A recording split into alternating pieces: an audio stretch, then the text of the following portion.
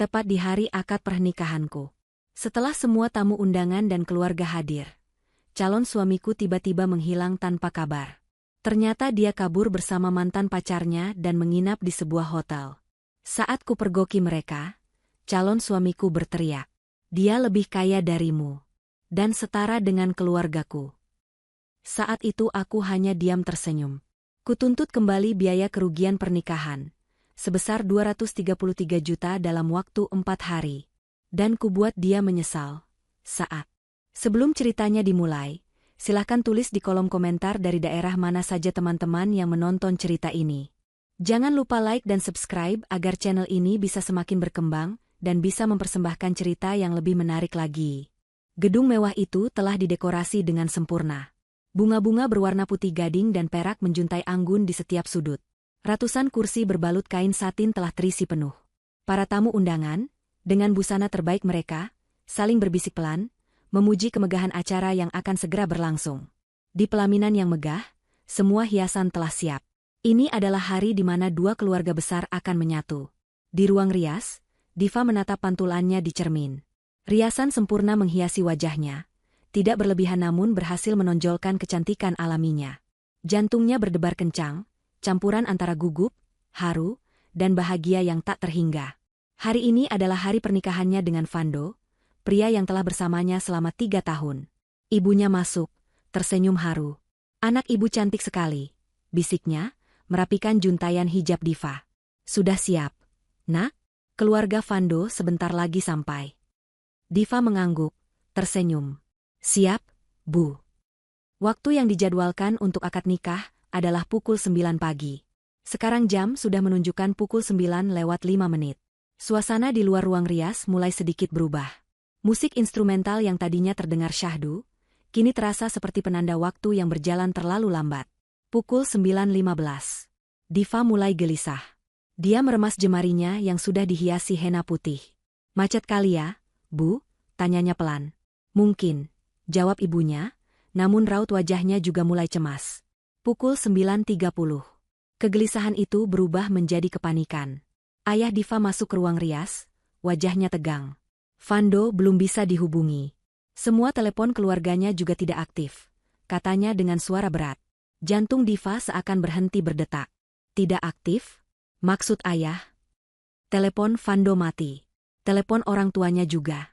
Rombongan mereka belum ada yang terlihat sama sekali. Suasana di luar, di aula utama, mulai ricuh. Para tamu yang tadinya berbisik memuji, kini berbisik penuh tanya. Pihak wedding organizer terlihat panik, mondar-mandir dengan walkie-talkie mereka. Kursi yang disediakan untuk rombongan keluarga besar Vando masih kosong melompong. Penghulu yang seharusnya memimpin akad, sudah mulai melihat jam tangannya berulang kali. Diva merasakan hawa dingin menjalari punggungnya. Perasaan itu yang pertama kali muncul. Malu pada ratusan tamu undangan yang menatap ke arah pelaminan kosong. Malu pada keluarganya yang sudah bersusah payah menyiapkan segalanya. "Div, tenang, Nak," kata ayahnya, mencoba tegar. "Ayah coba kirim orang ke rumah mereka." Tapi Diva tahu, sesuatu yang sangat buruk sedang terjadi. Vando bukan orang yang pelupa. Keluarganya bukan orang yang tidak bertanggung jawab. Setidaknya, itu yang Diva pikir selama ini. Pukul 10 pagi. Tidak ada lagi yang bisa disembunyikan. Keheningan di aula itu terasa begitu pekat, memalukan. Beberapa tamu mulai berpamitan, merasa tidak enak. Ayah Diva, seorang pria terhormat, harus menahan malu berdiri di depan, menjawab pertanyaan yang tidak bisa ia jawab. Diva sendiri masih terduduk di ruang rias. Air matanya sudah kering, digantikan oleh rasa hampa yang menakutkan. Riasan cantiknya mulai terasa seperti topeng badut yang konyol. Kebaya indahnya terasa seperti baju zirah yang berat dan mencekik. Tiba-tiba, ponselnya yang tergeletak di meja rias bergetar. Bukan panggilan, tapi sebuah pesan WhatsApp dari nomor yang tidak dikenal. Diva meraih ponsel itu dengan tangan gemetar. Jantungnya berdebar sangat kencang. Kali ini bukan karena bahagia, tapi karena takut. Dia membuka pesan itu. Tidak ada tulisan. Hanya sebuah foto. Foto itu buram, diambil di ruangan yang temaram. Tapi Diva bisa melihatnya dengan sangat jelas. Seorang pria, Vando, sedang tertidur di ranjang hotel. Di sampingnya, seorang wanita tersenyum licik ke arah kamera, mengambil foto selfie. Wanita itu Liana, Mantan pacar Vando. Napas Diva tercekat. Tapi bukan itu yang membuatnya hancur. Di bawah foto itu, ada satu lagi pesan dari nomor yang sama. Sebuah penanda lokasi. Hotel Grand Imperial. Kamar 1702. Pesan itu baru dikirim 1 menit yang lalu. Mereka masih di sana. Tepat di hari akad pernikahannya, calon suaminya ada di hotel, di kamar yang sama dengan wanita lain. Rasa hampa itu hilang seketika. Digantikan oleh amarah yang dingin, yang membakar sekujur tubuhnya. Malu? Ya. Hancur? Tentu saja. Tapi di atas segalanya, Diva merasa dikhianati dengan cara yang paling brutal. Dia berdiri. Pandangannya lurus ke depan. Ibunya yang melihat perubahan ekspresi Diva menjadi takut. Diva? Kamu kenapa? Nak? Diva tidak menjawab. Dia berjalan keluar dari ruang rias. Dia tidak peduli lagi pada tatapan para tamu yang tersisa. Dia tidak peduli pada wedding organizer yang mencoba menahannya. Dia berjalan lurus melewati pelaminan kosong, melewati kursi penghulu yang sudah lama ditinggalkan. Dia masih memakai kebaya pengantinnya yang putih bersih. Dia masih memakai hijab weddingnya yang anggun. Dan dengan langkah tegap, dia berjalan keluar dari gedung, menuju mobil pengantin yang seharusnya membawanya dan Vando setelah mereka sah menjadi suami istri. Dia membuka pintu mobil. "Pak," katanya pada sopir yang terkejut. "Jalan ke Hotel Grand Imperial. Sekarang." Perjalanan dari gedung pernikahan menuju Hotel Grand Imperial terasa seperti dalam mimpi buruk. Sopir mobil pengantin itu melajukan kendaraan dengan kecepatan tinggi, sesekali melirik Diva dari kaca spion dengan tatapan bingung dan kasihan. Seorang pengantin wanita, lengkap dengan kebaya dan hijab mewahnya, duduk sendirian di kursi belakang dengan wajah sekeras batu. Tidak ada air mata. Hanya ada tatapan mata yang tajam dan rahang yang mengeras. Diva tidak memedulikan tatapan orang. Otaknya bekerja cepat. Dia adalah seorang perencana keuangan. Selama ini, hidupnya diatur oleh logika, angka, dan strategi. Cinta membuatnya sedikit buta, tapi pengkhianatan ini telah membangunkannya dengan cara yang sangat kasar. Dia tidak memikirkan rasa sakit hatinya. Belum. Saat ini, dia fokus pada satu hal, konfrontasi. Dia perlu melihatnya dengan mata kepalanya sendiri. Dia perlu mendengar alasannya langsung dari mulut Vando. Mobil berhenti di lobi Hotel Grand Imperial yang mewah. Bellboy yang berjaga tertegun melihat seorang pengantin wanita turun sendirian dari mobil. Diva berjalan cepat, juntayan kebaya dan veil hijabnya menyapu lantai marmer yang mengilap. Dia langsung menuju meja resepsionis. "Kamar 1702, katanya, suaranya dingin dan datar. Resepsionis muda itu, seorang wanita, menatap Diva dari atas ke bawah. "Maaf, Bu. Ibu ada keperluan apa?" "Kamar 1702. Saya tahu siapa yang ada di dalam. Buka aksesnya, atau saya akan membuat keributan di lobi ini," potong Diva. Manajer hotel yang melihat potensi masalah besar, seorang pengantin yang marah di lobi adalah mimpi buruk bagi citra hotel, segera menghampiri. "Ada yang bisa saya bantu, Bu? Saya istri dari pria yang ada di kamar 1702. Dia sedang bersama wanita lain. Sekarang hari pernikahan saya. Berikan saya kunci akses," kata Diva, setiap kata diucapkannya dengan penekanan yang menusuk. Sang manajer, melihat situasi, segera mengambil keputusan. Dia lebih memilih menyelesaikan ini diam-diam daripada menjadi berita utama di akun gosip. Dia mengambil sebuah kartu akses master. "Saya antar, Bu. Biar staf kami yang..." "Tidak perlu. Berikan kartunya. Saya akan selesaikan ini sendiri," desak Diva. Sang manajer ragu sejenak. Namun melihat sorot mata Diva yang tidak bisa dibantah, dia menyerahkan kartu itu. "Lantai 17, Bu. Di sebelah kiri." Diva merebut kartu itu dan berjalan cepat ke lift, mengabaikan bisikan-bisikan di belakangnya. Di dalam lift, dia menatap pantulan dirinya di dinding cermin. Seorang pengantin yang menyedihkan. Tidak, bukan menyedihkan. Diva mengepalkan tangannya. Dia adalah wanita yang marah. Lift berdenting di lantai 17. Lorong itu sepi, dilapisi karpet tebal yang meredam suara langkahnya. Dia menemukan kamar 1702. Jantungnya berdebar sangat kencang, bukan karena takut, tapi karena adrenalin. Dia tidak mengetuk. Dia langsung menempelkan kartu akses itu. Bunyi bip pelan terdengar, diikuti suara kunci elektronik terbuka. Diva mendorong pintu itu hingga terbuka lebar. Pemandangan di dalamnya persis seperti yang ia bayangkan, namun 1000 kali lebih menyakitkan. Kamar itu berantakan. Botol-botol minuman berserakan. Pakaian wanita dan pria dilempar begitu saja di lantai. Dan di atas ranjang yang acak-acakan, Liana, hanya berbalut lingerie sutra, sedang tertawa sambil bersandar di bahu Fando yang bertelanjang dada. Tawa mereka langsung mati begitu melihat siapa yang berdiri di ambang pintu. Fando membeku. Wajahnya pucat pasi. Diva. Hanya itu yang bisa keluar dari mulutnya. Liana, sebaliknya, terlihat kaget sesaat, sebelum senyum sinis perlahan terbit di wajahnya. Dia sepertinya menikmati adegan ini. Diva melangkah masuk ke kamar. Dia tidak berteriak. Dia tidak menangis. Dia hanya berdiri di sana, dalam balutan busana pengantinnya yang suci, menatap dua manusia di depannya dengan tatapan jijik. Diva, aku bisa jelaskan. Fando tergagap, mencoba menarik selimut untuk menutupi tubuhnya. Jelaskan? Suara Diva akhirnya keluar, tenang namun bergetar saking marahnya. Jelaskan apa, Fando? Jelaskan kenapa kamu ada di sini, di hari pernikahan kita? Jelaskan kenapa kamu tidur dengan dia? Kamu yang salah. Tiba-tiba Liana yang berteriak. Dia berdiri dari ranjang, menantang Diva. Kamu yang merebut Fando dariku. Fando itu cintanya sama aku, bukan sama kamu. Diva bahkan tidak sudi menoleh ke arah Liana. Matanya terkunci pada Fando. Aku bicara sama kamu, Fando. Kenapa? Fando, yang didesak dari dua sisi, akhirnya meledak. Rasa bersalahnya berubah menjadi amarah. Itu adalah mekanisme pertahanannya. Sudahlah, Div, teriaknya, kini ikut berdiri. Aku muak. Aku muak pura-pura. Aku muak sama kamu, sama keluargamu yang sok suci itu.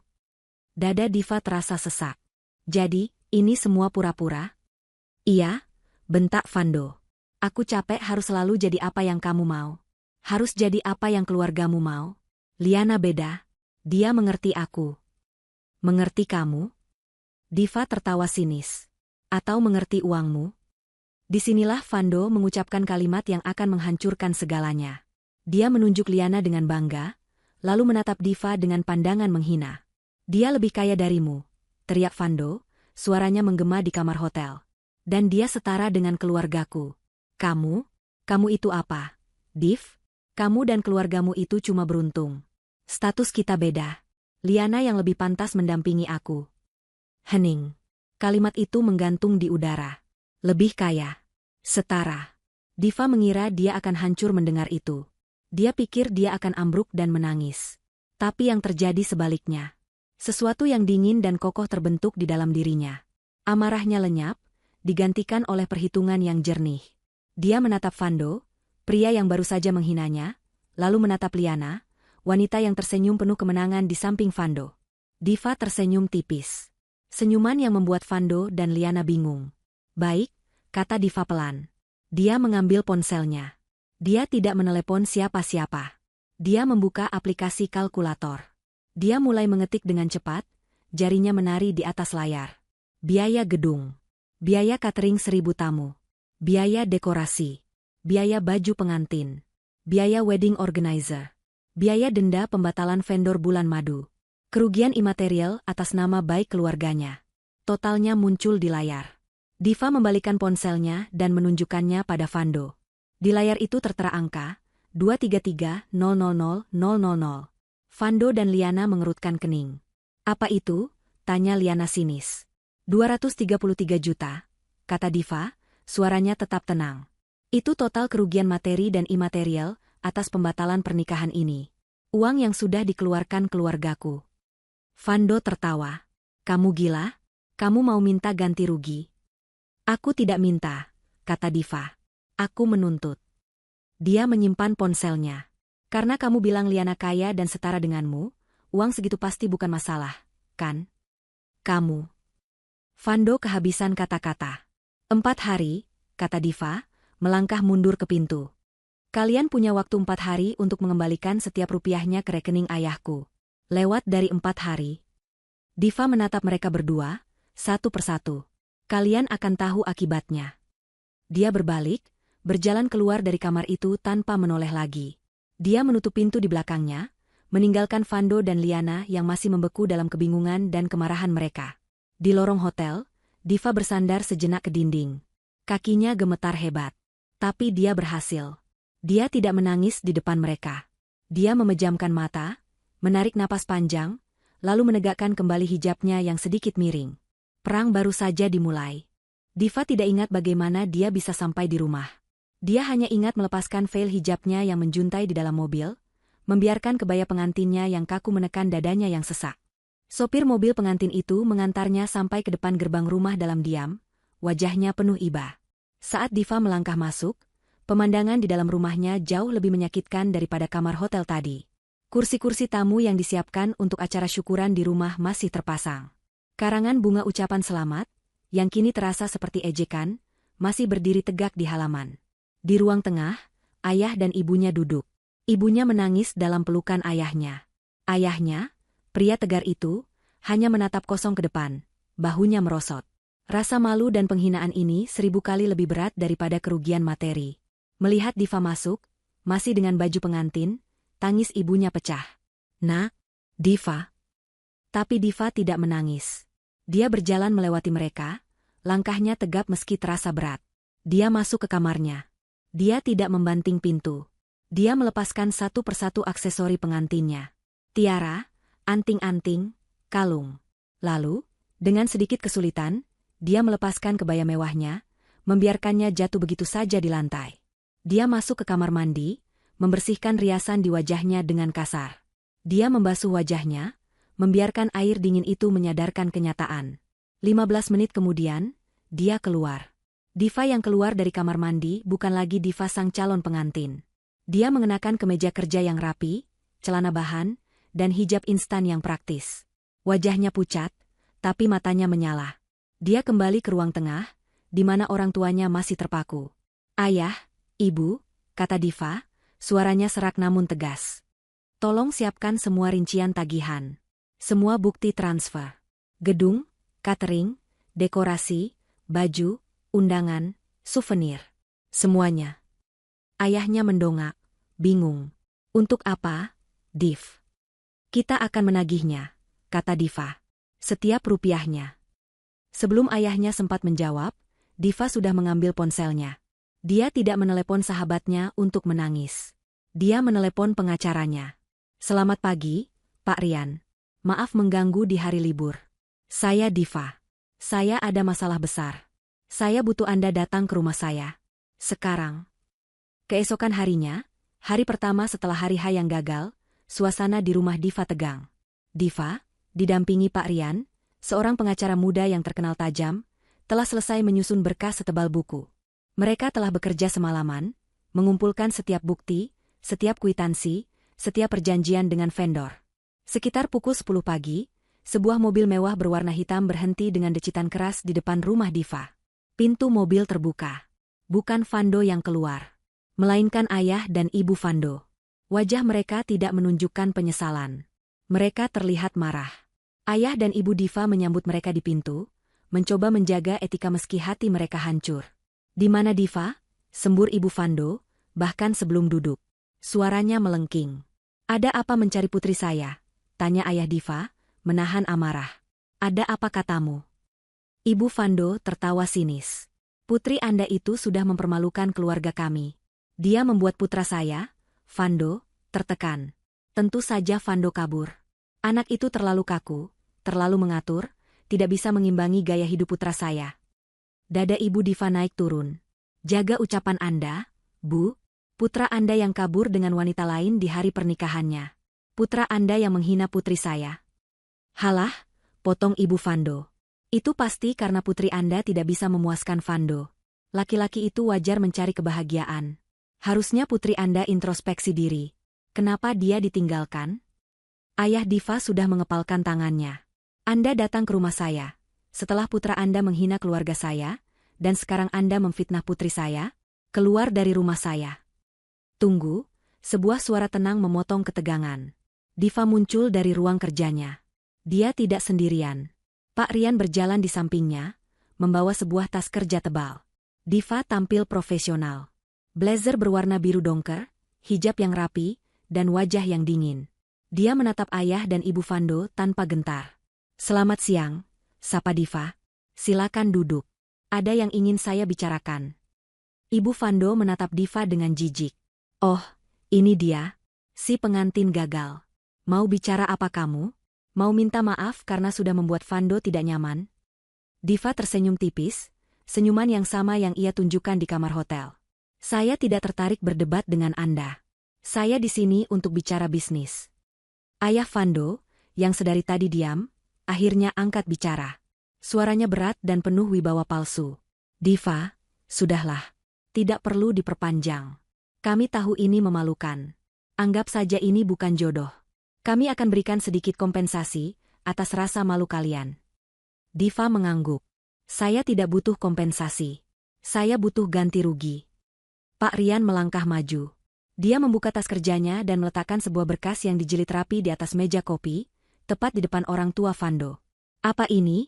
Tanya ayah Vando, curiga. Itu adalah rincian tagihan, jawab Diva. Total kerugian yang keluarga saya tanggung atas pembatalan sepihak yang dilakukan putra Anda. Gedung, catering untuk 1.000 tamu, dekorasi impor, baju pengantin, biaya pembatalan vendor bulan madu, dan kerugian imaterial atas pencemaran nama baik keluarga saya. Ibu Vando membuka halaman pertama. Matanya membelalak melihat angka di halaman terakhir. 233 juta, pekiknya. Dia lalu tertawa terbahak-bahak, tawa yang dibuat-buat. Kamu sudah gila. Diva, kamu pikir kami akan bayar ini? Ini konyol. Anggap saja ini biaya sekolahmu karena sudah berani mencoba masuk ke keluarga kami. Kami tidak akan bayar sepeser pun. Ayah Vando juga tersenyum meremehkan. Diva, jangan naif. Ini gertakan yang lucu. Kami tidak akan.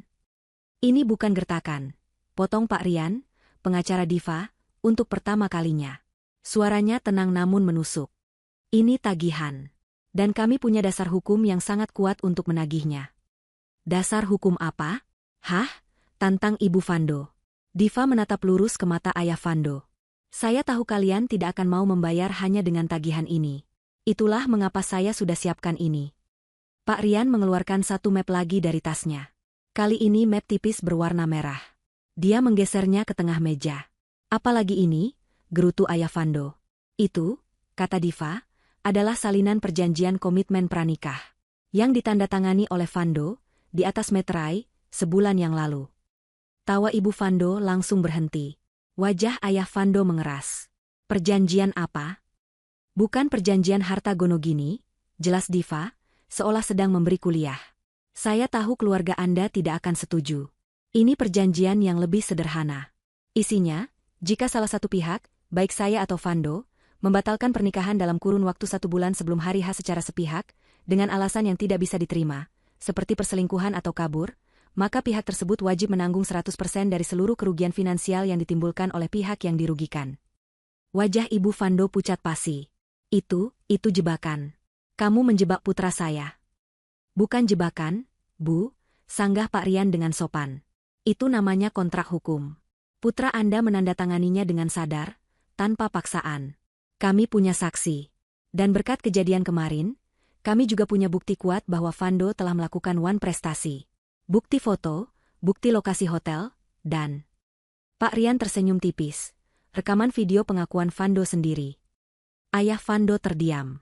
Dia sedang berpikir keras.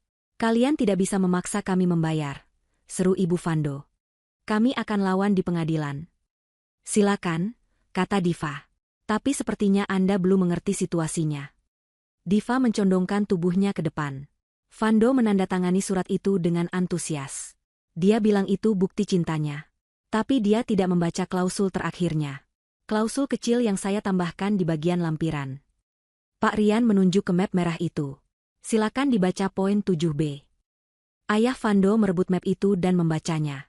Matanya bergerak cepat. Vando, lanjut Diva, menyebutkan bahwa dia memiliki beberapa aset investasi yang dia percayakan pada saya untuk dikelola. Benar, kan? Sebagai calon istri yang baik, saya membantunya. Ayah Vando mengangkat kepalanya. Matanya memancarkan kengerian untuk pertama kalinya. Dalam klausul 7b itu, kata Diva, Vando setuju bahwa jika dia melakukan prestasi seperti yang dijelaskan di pasal 1, dia memberi saya, Diva, kuasa penuh yang tidak dapat ditarik kembali, untuk mencairkan seluruh aset investasi bersama tersebut, untuk menutupi kerugian 233 juta itu. Hening. Kalian? Ayah Vando tergagap. Kalian tidak bisa.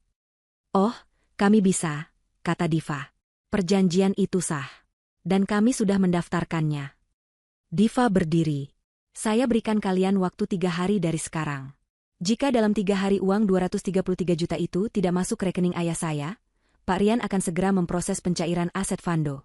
Dan percayalah, nilai aset itu jauh lebih besar dari 233 juta. Sisanya, anggap saja biaya administrasi. Diva menatap mantan calon mertuanya yang kini terlihat seperti hantu. Kalian datang dengan angkuh, menuduh saya mata duitan. Sekarang, buktikan. Buktikan kalau kalian setara. Bayar tagihannya. Dia berbalik. Pak Rian, antarkan mereka keluar. Jauh dari ketegangan di rumah Diva, di sebuah private villa mewah di Bali, Fando tertawa terbahak-bahak. Dia baru saja menutup telepon dari ibunya. Ada apa, sayang? Tanya Liana, yang sedang berbaring di tepi kolam renang pribadi. Tubuhnya yang terbalut bikini mahal, tampak berkilau oleh minyak beraroma. Fando melemparkan ponselnya ke meja dan meraih gelas minumannya. Si Diva gila itu. Kamu tahu apa yang dia lakukan? Dia mengirim tagihan 233 juta ke orang tuaku. Liana ikut tertawa. Serius? Dia pikir dia siapa? Dia benar-benar mengira keluarga kita akan membayarnya. Tentu saja tidak. Fando meneguk minumannya. Ibuku tadi marah-marah di telepon. Dia bilang Diva memakai pengacara dan membawa surat perjanjian aneh. Tapi ayahku bilang itu gertakan sambal. Paling-paling dia cuma mau sedikit uang tutup mulut. Baguslah, kata Liana, mengoleskan lagi sunblock di kakinya. Jadi, kita tidak perlu pusing memikirkan dia lagi, kan? Kita di sini untuk bersenang-senang. Tentu saja, sayang. Fando menghampiri Liana dan mencium bahunya. Ini adalah awal hidup baru kita. Bebas dari si kaku Diva itu. Fando benar-benar merasa bebas. Dia merasa telah lolos dari penjara. Diva, dengan segala aturannya, hijabnya yang tertutup, dan kebiasaannya menganalisis segala sesuatu, terasa begitu mengekang. Liana berbeda. Liana spontan, liar, dan yang terpenting, Liana setara dengannya. Setidaknya, itu yang Liana katakan. Mereka tertawa, tidak sadar bahwa tawa itu adalah tawa terakhir mereka. Fando, dalam keangkuhannya, telah melupakan satu hal penting tentang Diva. Diva bukan hanya wanita kaku yang pandai mengatur. Diva adalah seorang perencana keuangan dan strategi investasi yang brilian. Itu adalah keahliannya. Itu adalah pekerjaannya. Fando, di sisi lain, adalah tipikal anak orang kaya. Dia pandai menghamburkan uang, pandai bergaul, tapi benci urusan administrasi. Dia benci membaca dokumen. Dia benci detail. Sekitar 6 bulan lalu, Fando mendapatkan sejumlah besar uang dari hasil penjualan properti warisan. Dia ingin menginvestasikannya di sebuah startup teknologi yang sedang tren, yang direkomendasikan teman-temannya di klub malam. Diva, yang saat itu masih menjadi tunangan kesayangannya, langsung melarang. Itu bodoh, Fando, kata Diva saat itu, sambil memeriksa proposal startup itu. Ini bubble. Tidak ada fundamentalnya. Kamu akan kehilangan uangmu. Lalu aku harus apa? Simpan di bank? Seperti orang tuaku? Gerutu Fando. Tidak, kata Diva. Kamu investasikan di sesuatu yang nyata. Divalah yang menemukan prospek itu. Sebidang tanah strategis di area berkembang yang akan dibangun menjadi kompleks ruko premium. Diva yang membuat seluruh studi kelayakan. Diva yang menegosiasikan harga tanah. Diva yang mengurus semua perizinan. Fando terkesan. Hebat, sayang. Kamu urus semuanya? Ya. Aku tinggal tanda tangan dan transfer dana. Kita akan buat perusahaan patungan, kata Diva. PT. Vidi Jaya Abadi. Fando dan Diva. Findo tertawa. Terserah kamu. Yang penting aku dapat untung. Disinilah letak kecerdasan Diva. Dia menyusun struktur perusahaan itu. Dia tahu karakter Fando. Dia tahu kelemahan Fando. Dalam akta pendirian perusahaan, Diva menetapkan dirinya sebagai direktur utama, pemegang kendali manajerial dan operasional. Fando, sebagai penyuntik dana terbesar, dijadikan komisaris utama. Namun, Diva menambahkan satu klausul. Mengingat ini adalah investasi jangka panjang, semua aset perusahaan, termasuk rekening bank atas nama PT Vidi Jaya Abadi, hanya bisa dicairkan atau dipindah tangankan atas persetujuan tertulis direktur utama, Diva, dan satu tanda tangan dari pihak komisaris, Fando. Itu tampak adil.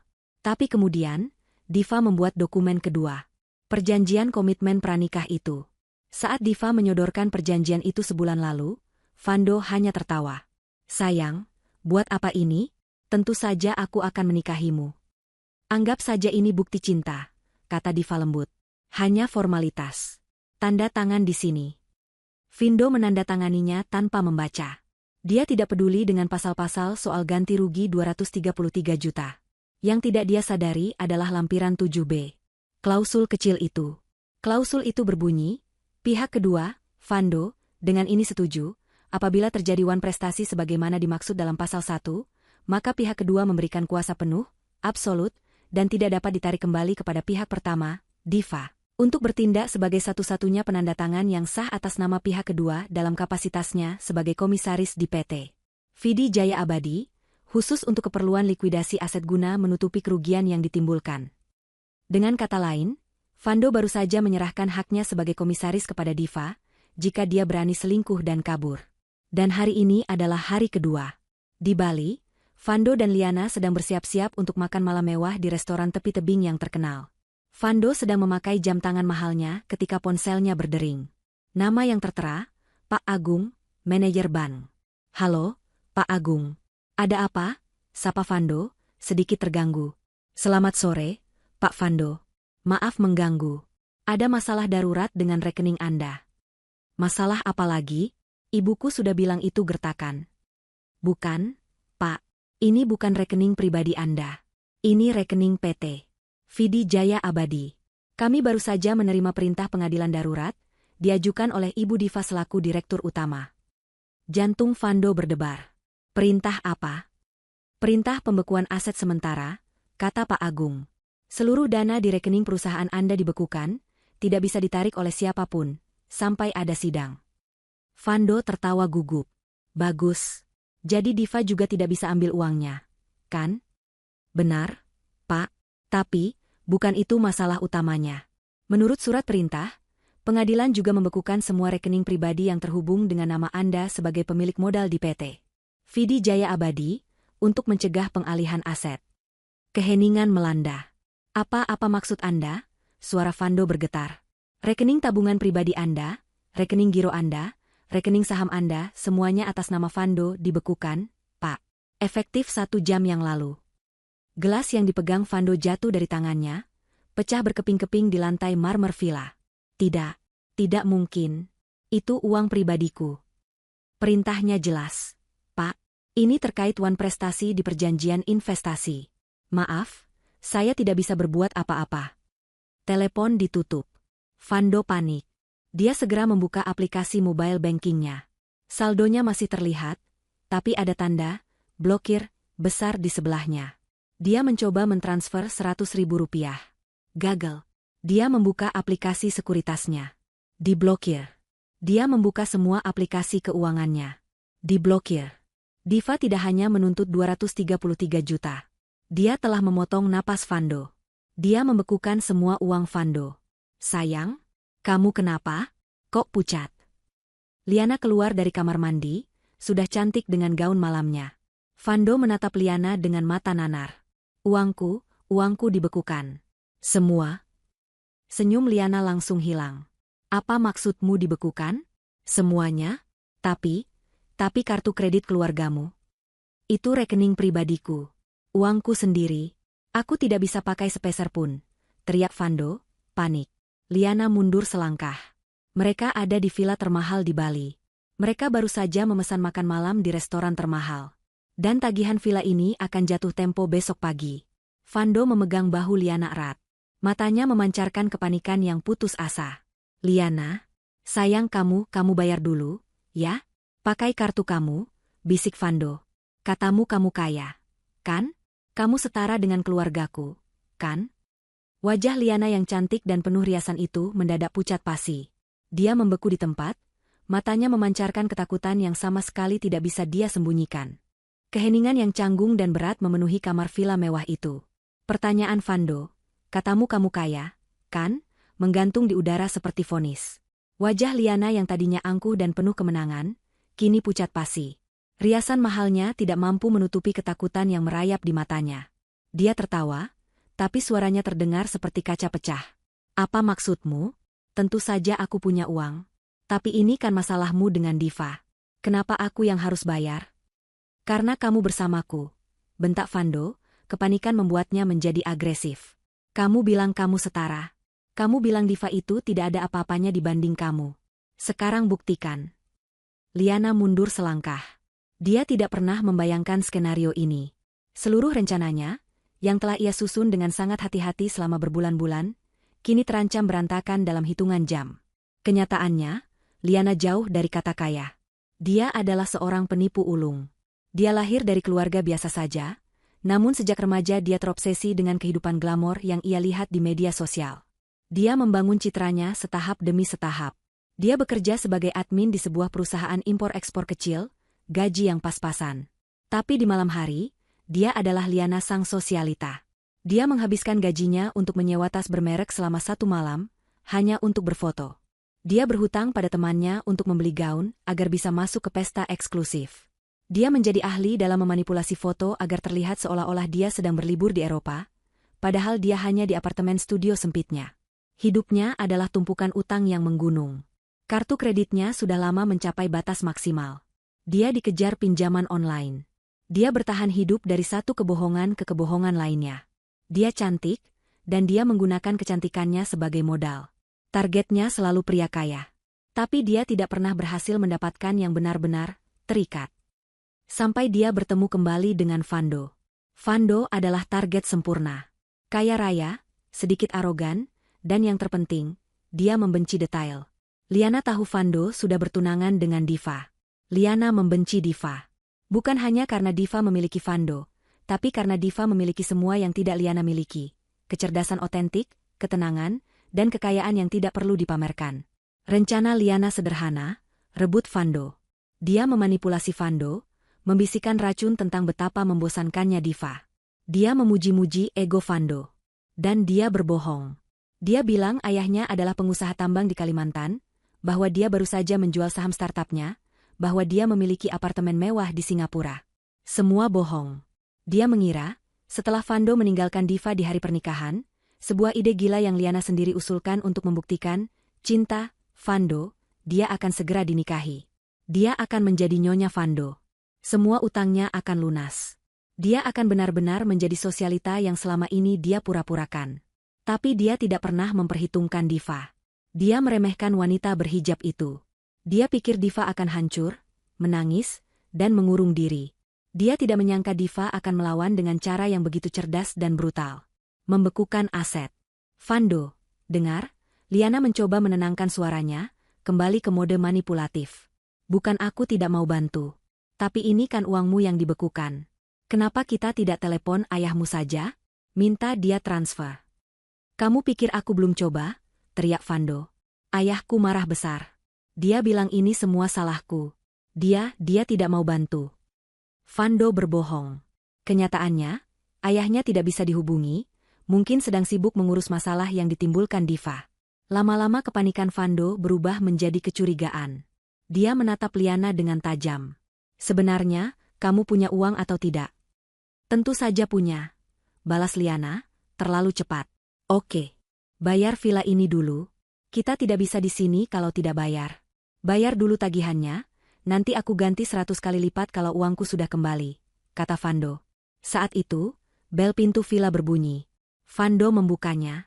Seorang staf hotel yang ramah, yang tadi pagi membawakan mereka sarapan, kini berdiri di sana dengan senyum kaku.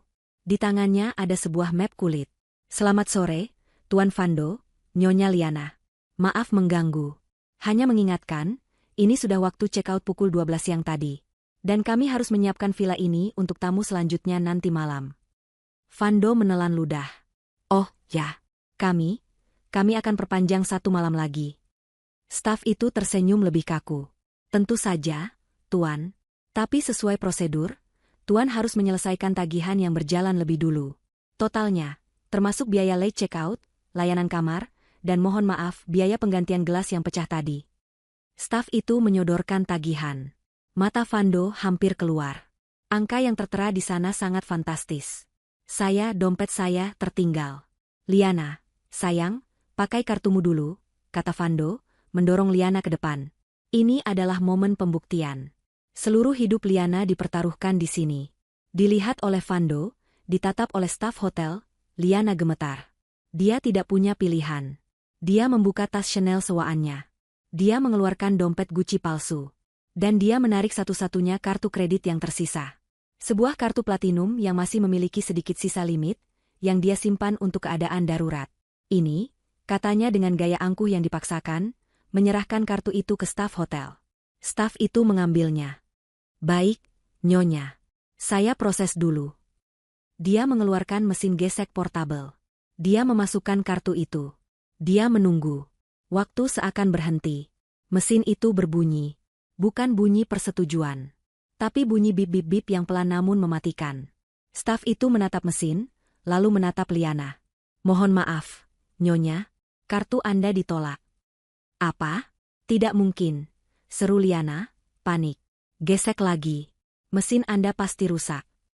Baik, kata staf itu, mulai kehilangan kesabaran. Dia menggeseknya lagi. Hasilnya sama. Ditolak, Nyonya. Sepertinya batas limitnya tidak mencukupi. Coba kartu ini. Liana mengeluarkan kartu debitnya, yang dia tahu isinya hanya cukup untuk makan seminggu. Staf itu menurut. Mengsek.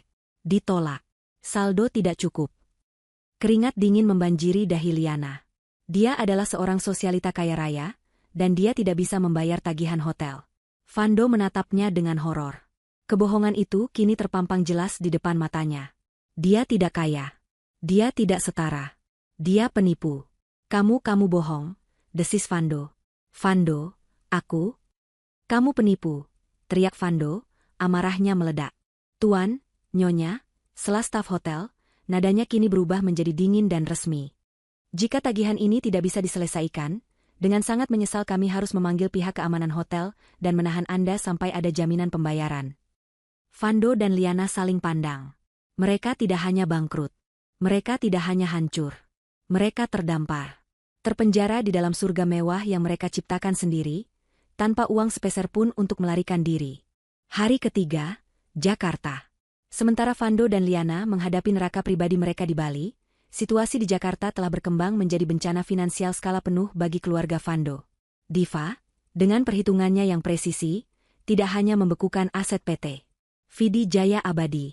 Dia tahu bahwa aset itu, proyek ruko itu, adalah investasi yang bersih. Dia juga tahu bahwa ayah Vando adalah tipe pebisnis generasi lama yang sering mencampurkan urusan pribadi dan perusahaan. Perintah pembekuan aset dari pengadilan, yang diajukan Pak Rian dengan alasan sengketa Wan prestasi serius di perusahaan patungan, telah memicu peringatan di bank korporat utama keluarga Vando. Ternyata, ayah Vando telah menggunakan saham Vando di PT Vidi Jaya Abadi sebagai salah satu jaminan tambahan untuk pinjaman modal kerja perusahaannya yang lain. Sebuah perusahaan tekstil besar yang menjadi tulang punggung kekayaan keluarga mereka. Ketika Ban melihat bahwa salah satu jaminan utama mereka kini bersengketa dan dibekukan oleh pengadilan, alarm internal mereka berbunyi. Ini adalah tanda bahaya. Ban tidak suka risiko. Pagi itu, di hari ketiga, ayah Vando menerima telepon yang paling ia takuti. Pihak Ban, dengan bahasa formal yang kaku, menyatakan bahwa telah terjadi pelanggaran klausul pinjaman. Mereka meminta pertemuan darurat dan mengancam akan menarik seluruh fasilitas pinjaman jika masalah sengketa ini tidak diselesaikan. Dengan kata lain, perusahaan tekstil raksasa milik ayah Vando terancam bangkrut, hanya karena 233 juta. Pukul 2 siang, mobil mewah yang kemarin datang dengan angkuh, kini kembali ke rumah Diva. Kali ini, cara berhentinya tidak arogan. Ayah dan ibu Vando keluar dari mobil. Wajah ayah Vando tampak 10 tahun lebih tua. Ibu Vando, yang kemarin memaki-maki Diva, kini matanya bengkak dan merah, hijabnya miring, tidak lagi menampilkan keangkuhan. Ayah Diva yang membukakan pintu. Dia hanya menatap mereka datar. Tolong, Pak. Suara ayah Vando bergetar.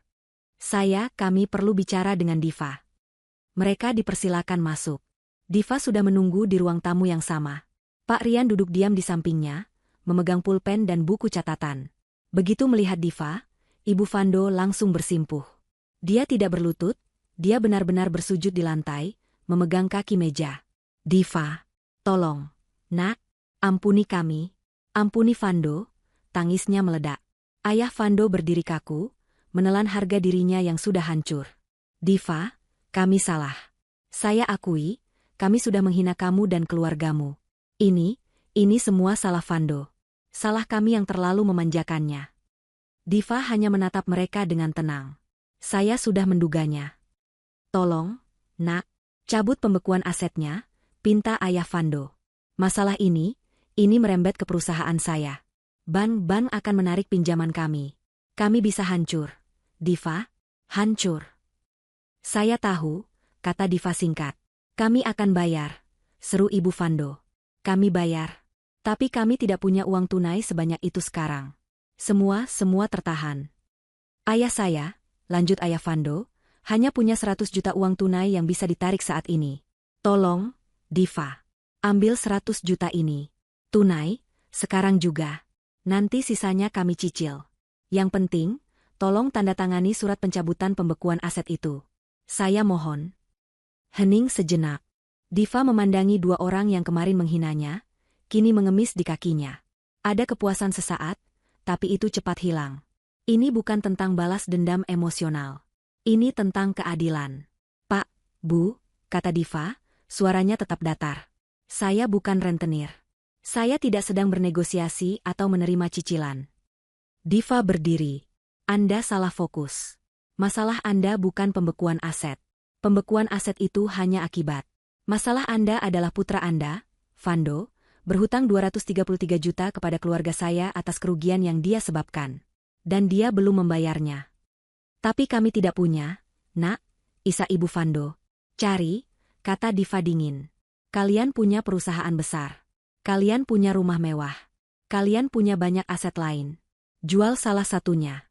Saya tidak peduli bagaimana caranya. Diva berjalan ke jendela, membelakangi mereka. Saya berikan waktu sampai besok. Hari keempat. Pukul 9 pagi. Jika 233 juta, lunas, tidak kurang sepeser pun, belum masuk rekening ayah saya, maka saya tidak akan mencabut pembekuan aset.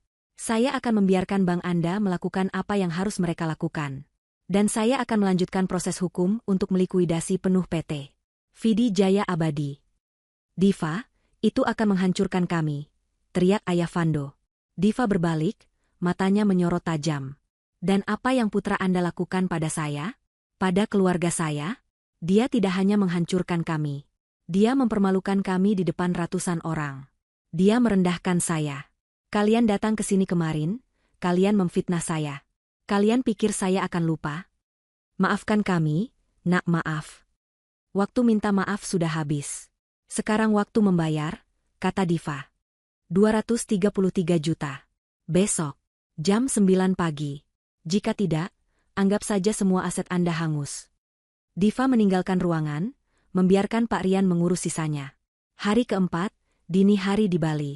Di villa mewah yang kini terasa seperti penjara, Vando dan Liana tidak tidur. Mereka telah bertengkar hebat. Semua topeng telah terbuka. Liana menjerit-jerit soal utangnya. Vando memaki Liana karena telah menipunya. Ponsel Vando berdering. Panggilan dari ayahnya. Vando menjawab dengan gemetar. Pulang sekarang. Suara ayahnya di telepon bukan lagi suara memohon, tapi raungan penuh amarah. Kamu sudah menghancurkan keluarga ini. Kalau kamu tidak di Jakarta besok pagi, ayah pastikan namamu dicoret dari ahli waris. Ayah tidak akan mengakuimu sebagai anak lagi. Telepon ditutup. Vando membeku. Ditolak Diva, ditipu Liana, dan sekarang diancam dibuang oleh keluarganya sendiri. Dia hancur. Dia harus pulang. Tapi bagaimana? Dia tidak punya uang. Dia menatap Liana, yang sedang menangis terseduh-seduh di sudut ruangan. Liana juga buntu. Pihak keamanan hotel sudah menyita paspor mereka berdua sebagai jaminan. Vando harus berpikir licik. Dia menghampiri Liana, memeluknya. Maafkan aku, sayang. Aku tadi emosi. Liana yang rapuh, langsung membalas pelukan itu. Vando, aku takut. Tenang, bisik Vando. Kita akan selesaikan ini. Pinjam ponselmu sebentar. Aku mau coba telepon temanku, mungkin dia bisa bantu transfer. Ponselku baterainya habis. Liana, yang masih percaya pada keajaiban, memberikan ponselnya. Vando mengambil ponsel itu, berjalan ke balkon, pura-pura menelepon. Sebenarnya, dia membuka aplikasi e-wallet dan perbankan Liana. Masih ada sedikit sisa limit di kartu kreditnya yang terhubung ke aplikasi itu. Tidak banyak, tapi cukup. Cukup untuk 1 tiket pesawat ekonomi kelas terendah ke Jakarta. Dia memesan tiket atas namanya sendiri. Lalu dia menghapus semua jejak transaksinya. Dia kembali ke dalam. Tidak ada yang bisa bantu, katanya dengan nada putus asa palsu. Liana, kamu istirahat dulu, tidur saja. Besok kita pikirkan lagi. Liana, yang kelelahan secara emosional, akhirnya tertidur di sofa. 1 jam sebelum subuh, Vando bergerak. Dia mengambil dompetnya, yang kosong, paspornya, yang dia curi kembali dari meja resepsionis saat mereka lengah, dan 1 tas kecil. Dia tidak peduli pada kopernya yang lain. Dia menatap Liana yang tertidur. Tidak ada rasa bersalah. Yang ada hanya kebencian. Wanita ini adalah salah satu penyebab kehancurannya. Vando membuka pintu villa pelan-pelan. Dia berlari menyusuri lorong hotel, keluar lewat pintu servis, dan kabur dari hotel mewah itu, meninggalkan Liana sendirian untuk menanggung seluruh tagihan villa dan kemarahan staf hotel. Hari keempat, malam hari di Jakarta. Vando tiba di Jakarta dengan kondisi mengenaskan. Baju yang sama selama 3 hari, wajah kuyu, dan perut lapar. Dia terbang di kelas ekonomi, berdesakan, sebuah penghinaan terbesar dalam hidupnya. Dia tidak berani pulang ke rumah ayahnya. Dia tahu dia akan dihabisi. Waktu sudah menunjukkan pukul 10 malam. Batas waktu dari Diva adalah besok pagi. Hanya ada 1 harapan terakhir. 1 kartu terakhir yang bisa dia mainkan. Dengan sisa-sisa harga dirinya, dia naik taksi online, yang dia bayar dengan janji akan transfer nanti, ke rumah Diva. Dia berdiri di depan gerbang rumah yang seharusnya menjadi rumah mertuanya. Dia menekan bel. Lama. Akhirnya, pintu terbuka. Diva berdiri di sana. Dia mengenakan daster rumah sederhana dan hijab instan, tanpa kaget melihat Vando. Saat itulah Vando ambruk. Dia tidak berakting. Dia benar-benar hancur. Dia jatuh berlutut di depan Diva, di teras rumahnya. Dia menangis. Tangisan seorang pria dewasa yang kehilangan segalanya. Diva, Div, aku salah. Isaknya, suaranya parau. Diva hanya menatapnya, wajahnya tanpa ekspresi. Aku salah besar. Div, aku dibutakan. Liana penipu. Dia menipuku. Dia bukan siapa-siapa. Dia meninggalkan aku. Vando berbohong, membalikkan fakta. Aku bodoh, Div. Aku bodoh sekali. Lanjutnya, mencoba meraih tangan Diva, tapi Diva melangkah mundur. Aku sadar, Div. Selama ini, cuma kamu yang tulus padaku. Cuma kamu yang baik. Aku kembali padamu, Div. Kita batalkan semua ini, ya? Vando mendongak. Matanya yang basah menatap Diva penuh harap.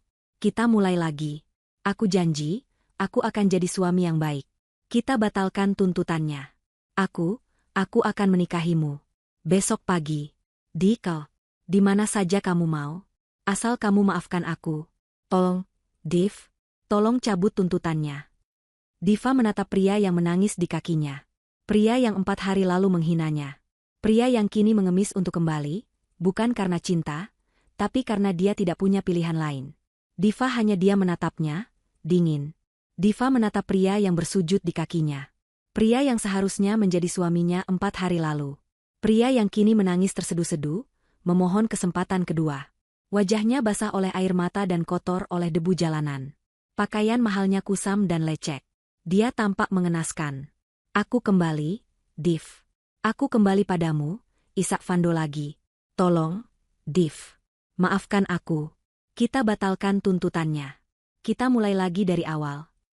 Keheningan di teras itu begitu pekat, hanya dipecahkan oleh isak tangis Vando. Akhirnya, Diva angkat bicara. Suaranya tenang, tanpa getaran emosi. Kamu tidak kembali padaku, Vando. Isak tangis Vando berhenti sejenak. Dia mendongak, bingung. Kamu kembali, lanjut Diva, karena kamu tidak punya pilihan lain. Kamu kembali karena uangmu habis. Kamu kembali karena Liana ternyata tidak sekaya yang kamu pikir. Kamu kembali karena keluargamu diambang kehancuran. Kamu tidak kembali karena cinta. Kamu kembali karena kalah. Setiap kata Diva menusuk seperti pisau bedah yang dingin. Tepat sasaran. Tidak, Div. Bukan begitu. Vando mencoba menyangkal, tapi suaranya terdengar lemah. Aku sadar aku salah. Kamu juga berbohong, potong Diva. Liana tidak meninggalkanmu. Kamulah yang meninggalkannya di Bali. Kamu kabur di tengah malam, meninggalkannya untuk menanggung semua tagihan hotel sendirian. Kamu memesan tiket pesawat menggunakan sisa limit kartu kreditnya, bukan? Vando terbelalak. Wajahnya pucat pasi. Bagaimana Diva bisa tahu? Dia lupa. Diva adalah seorang perencana keuangan. Melacak transaksi kecil seperti itu adalah keahliannya. Diva tidak hanya membekukan aset, dia mengawasi setiap gerakan mereka. Kamu. Vando kehabisan kata-kata. Cukup, Vando, kata Diva. Permainanmu sudah selesai. Tidak. Tolong. Vando menjadi histeris. Dia merangkak maju, mencoba memegang kaki Diva.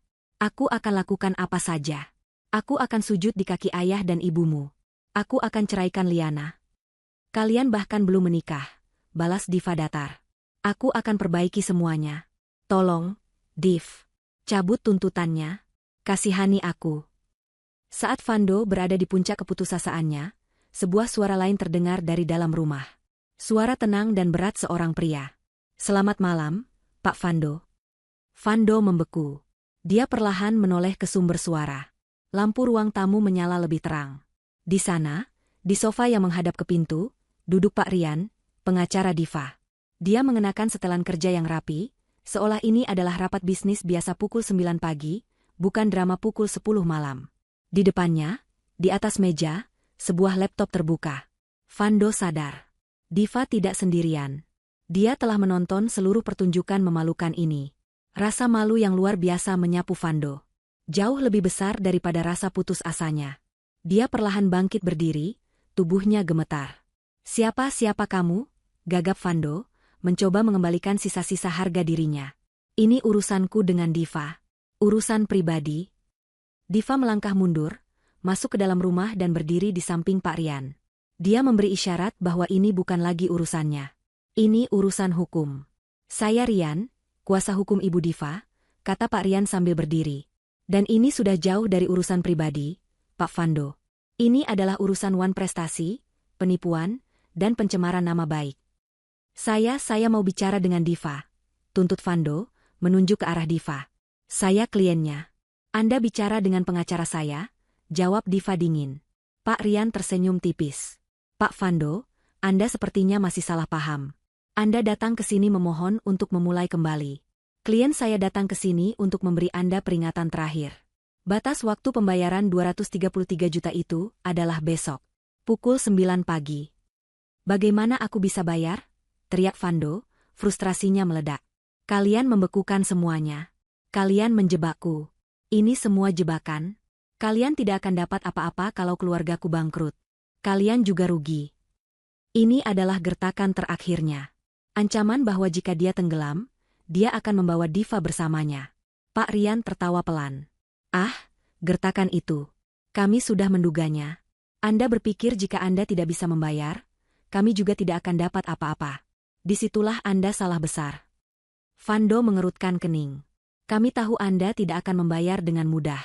Kami tahu keluarga Anda akan mencoba segala cara, lanjut Pak Rian. Itulah mengapa kami menyimpan satu bukti terakhir.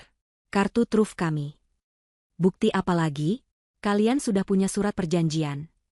Surat perjanjian itu untuk aset. Itu untuk uang, kata Pak Rian. Yang ini? Dia menoleh ke Diva. Diva mengangguk singkat. Yang ini untuk reputasi. Pak Rian memutar layar laptopnya sehingga menghadap lurus ke arah Vando. Dia menekan tombol play. Sebuah video muncul. Pemandangan kamar hotel yang berantakan. Kamar 1702. Vando langsung mengenalinya. Dia melihat Liana yang tersenyum sinis. Dan dia melihat dirinya sendiri, bertelanjang dada, berdiri dengan angkuh. Lalu suara itu terdengar. Jernih, keras, dan tidak terbantahkan. Itu adalah suaranya sendiri. Dia lebih kaya darimu. Dan dia setara dengan keluargaku. Kamu itu apa? Div, kamu dan keluargamu itu cuma beruntung. Status kita beda. Video berhenti. Dunia Vando runtuh. Jika sebelumnya dia hancur, sekarang dia musnah. Dia tidak tahu Diva merekamnya. Dia menatap Diva dengan ngeri. Kamu merekamku? Aku menyalakan kamera ponselku di saku kebaya saat aku masuk. Jelas Diva, suaranya tanpa emosi. Awalnya untuk perlindungan diri. Kalau Liana atau kamu berbuat nekat. Aku tidak menyangka, kamu malah memberikan bukti terbaik dengan mulutmu sendiri. Vando gemetar hebat. Dia bersandar ke kusen pintu, kakinya tidak sanggup lagi menopang tubuhnya. Dia mengerti sekarang. Ini bukan lagi soal uang. Video itu, Pak Rian menjelaskan dengan metodis, bersama dengan foto-foto Anda check-in di lobi, bukti transfer pemesanan kamar hotel atas nama Anda 1 hari sebelum akad, dan bukti bahwa Liana mengirimkan lokasi itu untuk mempermalukan klien saya. Pak Rian berhenti sejenak, membiarkan Vando mencerna kengeriannya. Semua bukti itu sudah kami kemas dengan rapi. Menjadi sebuah cerita yang sangat menarik. Kalian mau membawanya ke pengadilan? Bisik Vando. Pak Rian tertawa. Pengadilan itu lambat, Pak Vando, dan tertutup. Kami mau sesuatu yang lebih cepat. Sesuatu yang lebih berdampak. Mata Vando membelalak. Media? Tepat, kata Pak Rian. Akun gosip Instagram. Portal berita online. Twitter. Mereka semua menyukai cerita seperti ini. Pengantin pria kaya raya, kabur sebelum akad, selingkuh di hotel mewah, lalu menghina calon istrinya karena tidak setara. Vando merasa mual. Dia bisa membayangkannya. Wajahnya, wajah ayahnya, wajah ibunya, reputasi keluarganya, yang dibangun puluhan tahun, akan hancur dalam semalam. Ini peringatan terakhir, kata Diva, mengambil alih. Saya tidak peduli lagi dengan asetmu yang dibekukan. Itu urusan keluargamu dengan bank. Dia berjalan mendekati Vando. Ini pilihannya. Pukul 9 pagi besok. Transfer 233 juta ke rekening ayah saya. Lunas. Setelah itu, tim saya akan mencabut pembekuan aset di PT Vidi Jaya Abadi. Masalah kita selesai. Kita tidak akan pernah bertemu lagi. Tapi kalau jam 9 pagi uang itu belum masuk. Lanjut Diva, saya tidak akan rugi. Saya akan melepaskan video ini. Saya akan melepaskan semua buktinya ke publik. Saya mungkin tidak mendapatkan uang saya kembali hari itu, tapi saya pastikan, keluargamu akan kehilangan sesuatu yang jauh lebih berharga daripada 233 juta. Mereka akan kehilangan nama baik mereka. Vando menatap Diva. Wanita di depannya bukan lagi Diva yang lembut yang pernah ia cintai. Ini adalah wanita yang telah dia hancurkan, dan bangkit kembali sebagai sesuatu yang jauh lebih kuat dan menakutkan. Pikirkan baik-baik, Vando, kata Diva. Telepon ayahmu. Katakan padanya, dia harus memilih. Kehilangan uang untuk menyelamatkan reputasi, atau kehilangan keduanya. Waktumu tinggal. Diva melirik jam dinding. 10 jam lagi. Pak Rian menutup laptopnya. Sebaiknya Anda bergegas, Pak Vando. Menjual aset dalam semalam butuh usaha keras. Diva berbalik dan menutup pintu. Terdengar suara kunci diputar dari dalam. Vando ditinggalkan sendirian di teras yang gelap dan dingin. Dia tidak menangis lagi. Rasa takut telah mengeringkan air matanya. Dia merogoh sakunya, tangannya gemetar hebat saat dia menelepon nomor ayahnya. Ayah gawat. Ini lebih buruk dari yang kita bayangkan. Dia punya video. Malam itu adalah malam terpanjang bagi keluarga Vando. Setelah telepon panik dari Vando, ayah Vando mengumpulkan semua orang di ruang kerjanya. Suasananya seperti ruang perang yang sudah kalah. Ayah Vando meraung. Dia menelepon semua koneksinya, mencoba mencari pinjaman tunai 233 juta dalam semalam. Tapi reputasinya sudah mulai goyah. Kabar soal asetnya yang bermasalah dengan bank sudah mulai bocor. Tidak ada yang mau meminjamkan uang. Jual ruko itu, teriak ayah Vando pada asistennya lewat telepon. Aku tidak peduli harganya. Jual setengah harga kalau perlu. Aku butuh uang tunai sebelum jam 9 pagi. Di sudut ruangan, Vando duduk gemetar, menceritakan ulang soal video itu. Sementara itu, Ibu Vando, yang sedari tadi diam, merasakan sesuatu yang lain. Bukan takut, bukan penyesalan, tapi amarah. Dia marah pada Diva. Bagaimana bisa gadis yang dulu terlihat lugu dan penurut itu, berani melakukan ini pada keluarganya? Mempermalukan mereka? Mendorong mereka ke sudut? Dalam pikirannya yang arogan, Divalah yang jahat. Divalah yang pemeras. Divalah yang tidak tahu diuntung. Dia, Ibu Vando, tidak akan kalah dari seorang gadis seperti Diva. Jika dia akan jatuh, dia tidak akan jatuh sendirian. Dia akan menyerang lebih dulu. Pukul 8 pagi. Hari keempat. 1 jam sebelum batas waktu. Ibu Vando mengambil ponselnya. Tangannya yang gemetar bukan karena takut, tapi karena dendam. Dia membuka akun Facebooknya, yang memiliki ribuan teman sosialita. Dia juga membukanya di Instagram. Dia mengatur postingannya menjadi publik. Dia mulai mengetik sebuah curahan hati yang panjang, penuh air mata buaya, dan dirancang untuk memutarbalikkan fakta. Hati seorang ibu hancur. Dia memulai. Kamis keluarga sedang dalam cobaan berat. Niat baik kami untuk menjalin silaturahmi ternyata dibalas dengan fitnah yang keji. Putra saya, Vando, yang sedang dalam tekanan berat, telah difitnah. Calonnya, yang kami sayangi seperti anak sendiri, ternyata memiliki niat tersembunyi. Kami sudah mencoba berdamai. Kami sudah menawarkan uang damai 100 juta atas pembatalan yang tidak disengaja ini. Tapi apa balasannya? Kami diperas. Kami dituntut 233 juta. Apakah pantas seorang calon menantu menuntut calon mertuanya seperti itu? Dia mengancam akan menghancurkan keluarga kami jika tidak dibayar. Dia menuduh putra saya selingkuh, padahal putra saya hanya sedang mencari ketenangan. Apakah salah jika seorang pria ragu sebelum menikah? Sekarang, kami difitnah dan diperas. Tolong doanya, teman-teman. Semoga kebenaran terungkap. Kami hanya ingin damai, tapi kami dizalimi. Dia mengakhiri postingan itu dengan emoji tangan berdoa, dan tagar keluarga dizalimi dan ujian pernikahan. Dia menekan tombol posting. Selama 30 menit pertama, rencananya tampak berhasil. Teleponnya berdering. Teman-teman sosialitanya menelepon. Ya ampun, Jeng, yang sabar ya. Astaga, seram sekali ya gadis itu. Mata duitan. Untung Vando tidak jadi menikahinya. Komentar di postingannya penuh simpati. Ibu Vando tersenyum tipis. Dia merasa telah memenangkan opini publik. Dia telah mencap Diva sebagai mata duitan, sebelum Diva sempat bertindak. Di kantor Pak Rian, suasana tenang. Diva, ayahnya, dan seluruh tim hukum serta tim media sedang sarapan bubur ayam. Mereka menatap layar besar di dinding yang menampilkan postingan Ibu Vando. Ayah Diva mengepalkan tangannya. Kurang ajar. Dia memfitnah anak kita. Dia bilang kita pemeras. Pak Rian hanya tersenyum sambil mengaduk buburnya. Tenang, Pak. Dia baru saja memberi kita peluru emas. Dia tidak hanya wan prestasi, dia baru saja melakukan pencemaran nama baik secara publik. Diva meletakkan sendoknya. Dia menatap postingan itu dengan dingin. Ibu Vando lupa. Di era digital, siapa yang menyerang dengan kebohongan, akan mati oleh kebenaran. Jam di dinding menunjukkan pukul 9. Ponsel Pak Rian berbunyi. Asistennya di bank memberi laporan. Nihil, Pak. Tidak ada transfer masuk rekening klien. Baik, kata Pak Rian.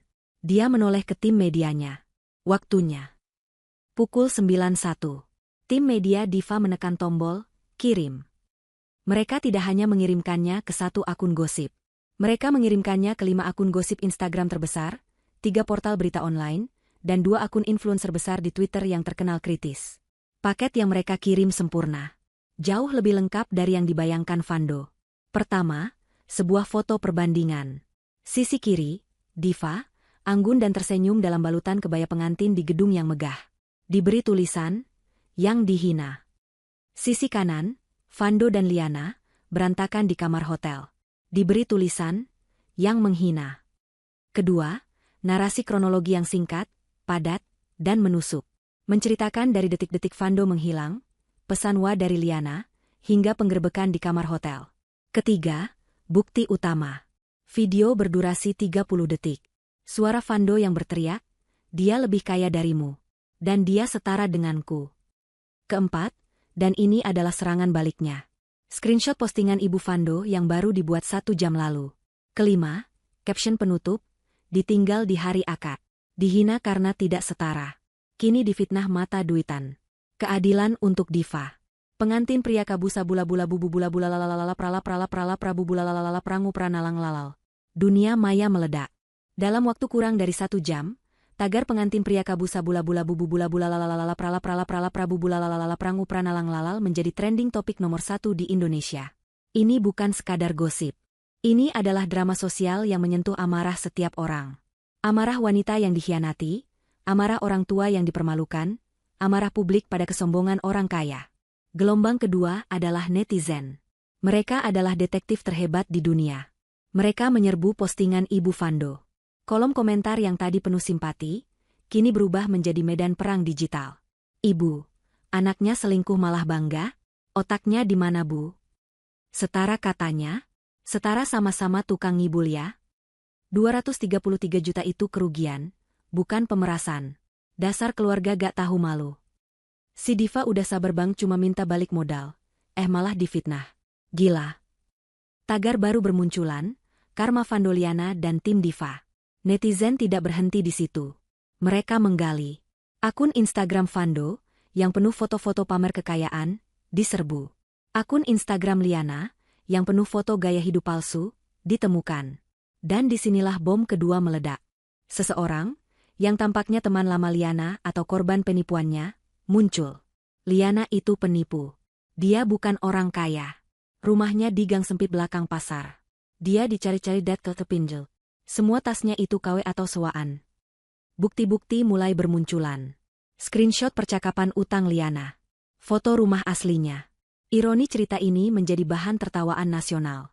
Vando, si pria arogan, meninggalkan Diva, seorang perencana keuangan yang cerdas dan jelas berkelas, demi Liana, seorang penipu ulung yang terlilit utang pinjol.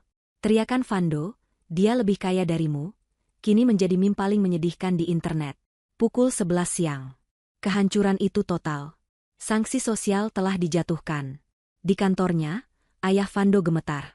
Bukan lagi karena bank. Klien-klien terbesarnya, mitra bisnisnya, mulai menelepon.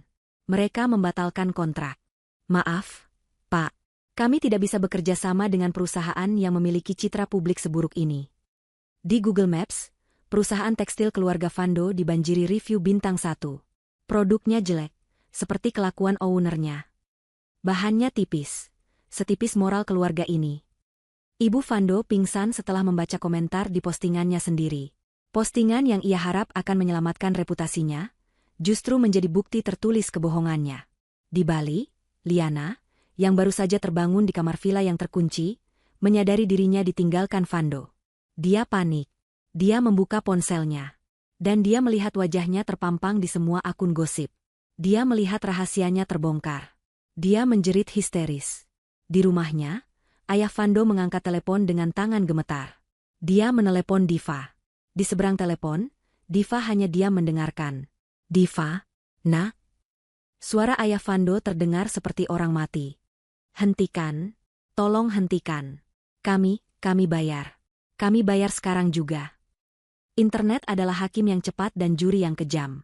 Sanksi sosial yang dijatuhkan hari itu tidak main-main. Itu adalah tsunami digital yang melahap apa saja yang menghalangi jalannya, dan di pusat badai itu ada 3 nama. Vando, Liana, dan keluarga besar Vando. Di Bali, Liana menjerit sejadi-jadinya. Pukul 11 siang, dia terbangun bukan karena alarm, tapi karena suara kunci master yang diputar dari luar. 2 orang staf hotel, ditemani 3 petugas keamanan berbadan tegap, masuk ke kamar villa tanpa permisi. Wajah ramah mereka kemarin telah hilang, digantikan oleh tatapan dingin dan profesional. Nyonya Liana, kata manajer hotel, orang yang sama yang kemarin mengantarkan tagihan. Anda tidak bisa dihubungi. Tagihan villa ini, ditambah 1 malam denda, harus dilunasi sekarang. Saya, Vando teman saya, dia yang akan bayar. Liana tergagap, menarik selimut untuk menutupi tubuhnya. Manajer itu tertawa sinis. Tuan Vando sudah check out dari sistem kami pukul 5 pagi tadi, Nyonya. Dia kabur. Dan sepertinya, dia meninggalkan Anda untuk menanggung semuanya. Dunia Liana runtuh. Kabur? Dan kami sudah melihat beritanya, lanjut sang manajer, nada suaranya penuh penghinaan. Dia melempar sebuah tablet ke tempat tidur. Layarnya menampilkan akun gosip terbesar di Indonesia, dengan wajah Liana dan Vando terpampang jelas. Tagar pengantin pria kabusa bula-bula bubu bula-bula lalalala prala prabu bula lalalala prang upranalang lalal bersanding dengan Liana penipu pinjol. Jadi, Nyonya Liana atau siapapun nama Anda sebenarnya, kata manajer itu. Anda punya 2 pilihan. Bayar lunas tagihannya sekarang, atau kami panggil polisi dengan tuduhan penipuan dan persekongkolan untuk melarikan diri dari tagihan. Liana menangis histeris. Saya tidak punya uang. Saya korban. Dia menipu saya. Anda menipu kami, bentak manajer itu, kesabarannya habis. Ambil barang-barangnya. Sita semua yang berharga. Dompet, ponsel, perhiasan, periksa kopernya. Dalam sekejap, Liana, sang sosialita kaya, diseret dari tempat tidur. Tas Chanel sewaannya dibongkar. Dompet Gucci palsunya dibuka paksa. Kartu-kartunya disita. Dia menjerit, memaki, tapi petugas keamanan itu hanya diam, menariknya keluar dari villa mewah itu. Dia diarak melewati lobi, disaksikan tatapan kasihan dan menghina dari para tamu lain, lalu didudukan di ruang keamanan hotel. Ponselnya disita. Dia tidak punya siapa-siapa untuk dihubungi. Dia terdampar, hina, dan sendirian, menunggu polisi datang menjemput penipu kelas teri seperti dirinya. Karma instan pertamanya telah tiba. Sementara di Jakarta, di rumah megah keluarga Vando, suasananya seperti pemakaman. Panggilan telepon ayah Vando kepada Diva, yang memohon untuk menghentikan semuanya dan berjanji akan membayar, adalah awal dari mimpi buruk yang baru. Dia mau kita bayar sekarang juga, kata ayah Vando pada istrinya, suaranya parau. Jam 9 pagi tadi batasnya. Kita sudah terlambat 3 jam. Video itu sudah tersebar. Bagaimana kita bayar? Jerit ibu Vando. Ban menelepon. Semua rekening kita dibekukan. Bahkan rekening pribadiku.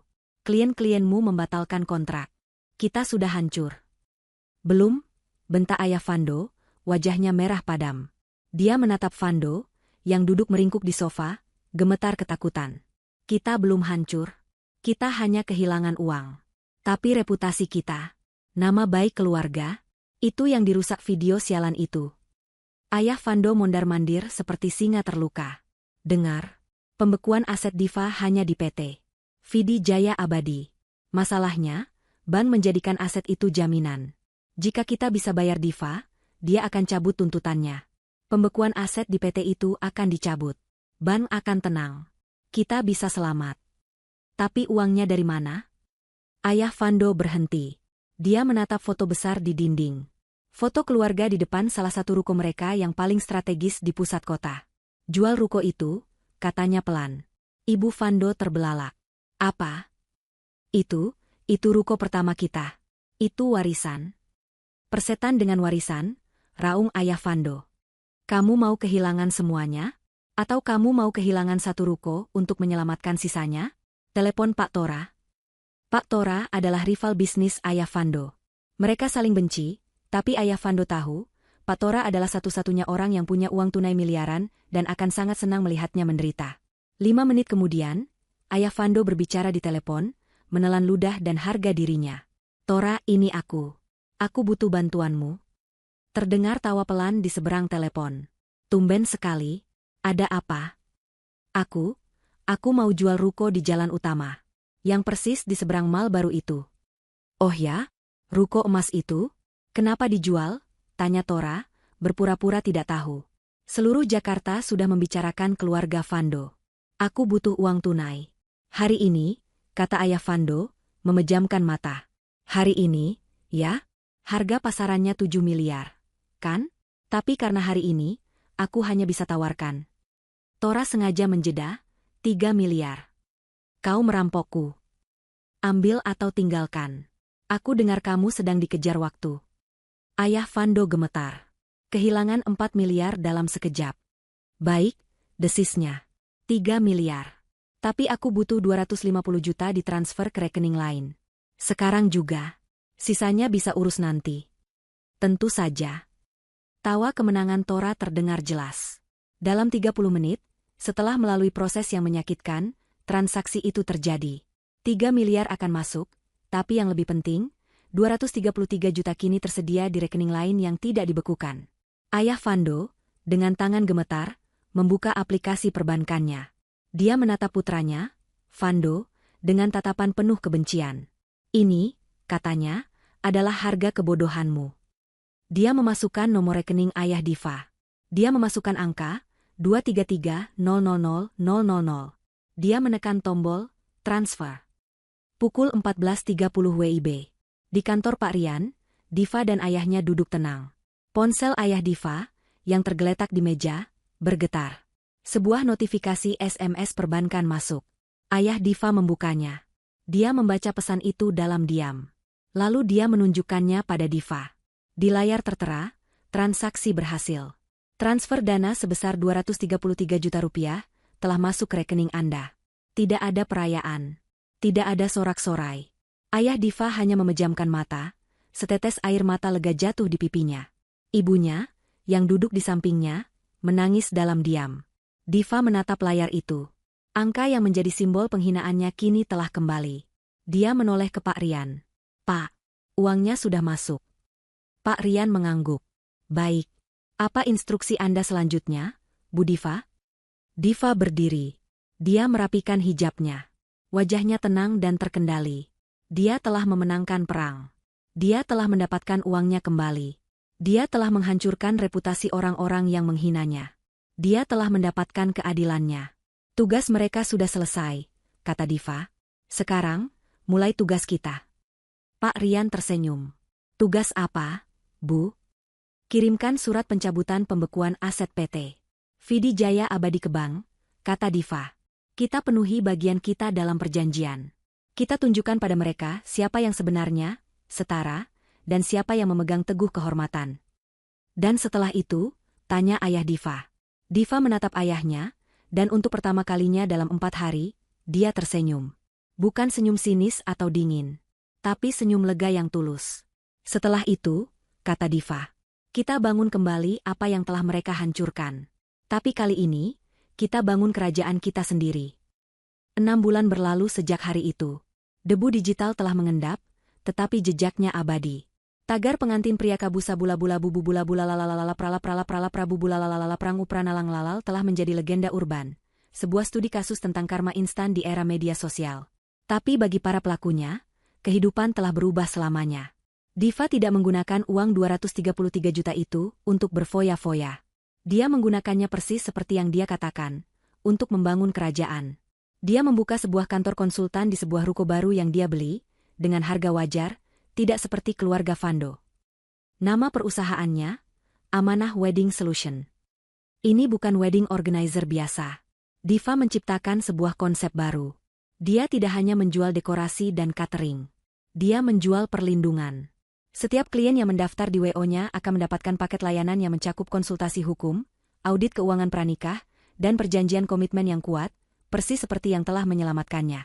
Visinya sederhana, tidak ada lagi Diva yang lain.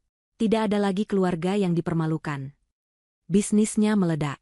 Para wanita di seluruh Indonesia melihatnya sebagai pahlawan. Para orang tua melihatnya sebagai jaminan keamanan.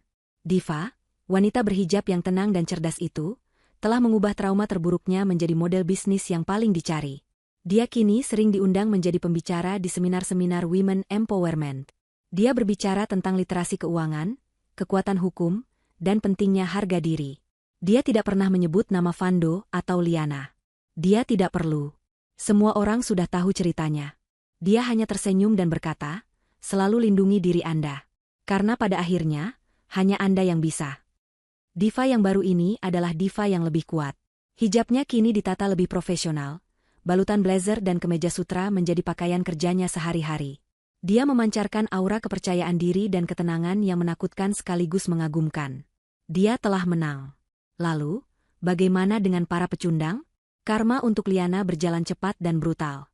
Setelah ditahan semalaman di Bali dan dilepaskan setelah keluarganya yang miskin di Jakarta mentransfer sisa tabungan mereka untuk membayar sebagian kecil denda, dia pulang ke Jakarta. Tapi Jakarta bukan lagi tempatnya. Wajahnya sudah dikenal sebagai si penipu pinjol. Dia dipecat dari pekerjaan adminnya. Dia kembali ke rumah orang tuanya di gang sempit di belakang pasar. Setiap hari, debt collector dari puluhan aplikasi pinjaman online datang silih berganti, meneriakkan namanya di depan gang, mempermalukan keluarganya. Dia mengurung diri di kamar, tanpa ponsel, tanpa teman, tanpa masa depan. Dia, yang ingin hidup kaya raya, kini hidup lebih miskin dari pengemis, terkurung dalam penjara utang dan rasa malu yang dia ciptakan sendiri. Dan Fando? Nasib Fando adalah ironi yang paling puitis. Keluarga Fando tidak bangkrut total. Penjualan ruko dengan harga murah itu berhasil menenangkan bank untuk sementara. Tapi reputasi mereka hancur lebur. Perusahaan tekstil mereka, yang dulu megah, kini seperti kapal karam. Klien pergi, pesanan dibatalkan, dan utang menumpuk. Mereka harus menjual segalanya. Rumah mewah mereka di kawasan elit. Mobil-mobil sport Fando. Mereka pindah ke rumah yang jauh lebih kecil di pinggir kota. Ibu Fando, yang dulu sosialita angkuh, kini tidak berani keluar rumah. Dia menghabiskan hari-harinya dalam keheningan yang pahit, sesekali menangis, dan selalu menyalahkan Fando atas nasib mereka. Ayah Fando, pria yang patah, harus bekerja 2 kali lebih keras hanya untuk menahan agar perusahaannya tidak gulung tikar. Dia membenci putranya. Fando sendiri, sang pangeran, telah jatuh dari tahtanya. Tidak ada teman yang mau bergaul dengannya. Tidak ada perusahaan yang mau mempekerjakannya. Namanya adalah racun di Google. Dia kini bekerja. Bukan sebagai direktur. Ayahnya, dalam sisa-sisa amarahnya, memberinya hukuman terberat. "Kamu mau makan?" kata ayahnya suatu pagi. "Bekerja. Aku tidak mau melihat wajahmu di rumah." Fando kini bekerja di satu-satunya aset yang tersisa dari keluarga mereka, sebuah gudang tua yang kini disewakan. Pekerjaan Fando, dia menjadi kuli angkut. Mengangkat barang, menyapu gudang, dan memastikan truk muatan masuk dan keluar dengan benar. Dia, yang dulu menghina Diva karena tidak setara, kini menghabiskan harinya berlumuran keringat dan debu, dibayar dengan upah harian yang lebih kecil dari harga secangkir kopi yang dulu biasa dia minum. 6 bulan setelah hari itu, tibalah adegan penutup yang paling memuaskan. Diva sedang meresmikan kantor baru, Amanah Wedding Solution. Sebuah acara syukuran kecil namun elegan. Diva, dalam balutan blazer putih gading dan hijab berwarna mocha yang anggun, sedang tertawa bersama klien dan timnya. Di tangannya ada segelas jus jeruk. Kantor barunya terletak di sebuah ruko premium yang menghadap ke jalan utama. Tepat di seberang jalan, sebuah truk besar sedang berhenti. Beberapa kuli sedang membongkar muatan kotak-kotak kayu berat. Di antara mereka, ada seorang pria yang tampak kuyu, lebih kurus, dengan kulit menghitam karena terbakar matahari. Dia mengenakan kaos oblong yang kotor oleh keringat dan debu. Itu Fando. Saat dia sedang beristirahat, mengelap keringat di dahinya dengan lengan bajunya yang kotor, matanya tanpa sengaja menatap ke seberang jalan. Dia melihat keramaian di ruko baru yang mewah itu. Dia melihat spanduk besar bertuliskan, Amanah Wedding Solution. Dan dia melihat Diva. Dia melihat Diva yang sedang tertawa. Dia melihat wanita yang dulu dia buang, kini berdiri di puncak dunianya, cantik, sukses, dan dihormati. Diva, seolah merasakan ada yang memperhatikannya, berhenti tertawa sejenak. Dia menoleh ke seberang jalan. Mata mereka bertemu. Selama sepersekian detik, dunia berhenti. Fando membeku. Rasa malu, penyesalan, iri hati, dan kebencian pada diri sendiri bercampur aduk menjadi satu. Dia ingin lari. Dia ingin bersembunyi. Dia adalah pecundang yang menatap langsung ke arah kesuksesan yang seharusnya menjadi miliknya. Dia buru-buru membuang muka, kembali mengangkat kotak, pura-pura sibuk. Diva menatapnya selama beberapa detik lagi. Dia melihat pria yang hancur itu. Tidak ada lagi amarah di hati Diva. Tidak ada kebencian. Yang ada hanya kehampaan. Dia sudah selesai. Diva tidak tersenyum sinis. Dia tidak melambaikan tangan. Dia hanya sedikit mengangkat gelas jus jeruknya. Sebuah gestur kecil, sebuah pengakuan pelan yang hanya dia dan semesta yang tahu. Sebuah toa tanpa suara untuk sebuah kemenangan mutlak. Lalu, dia berbalik badan.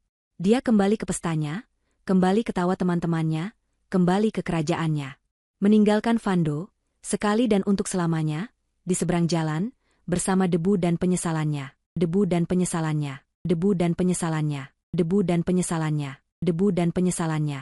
Debu dan penyesalannya. Debu dan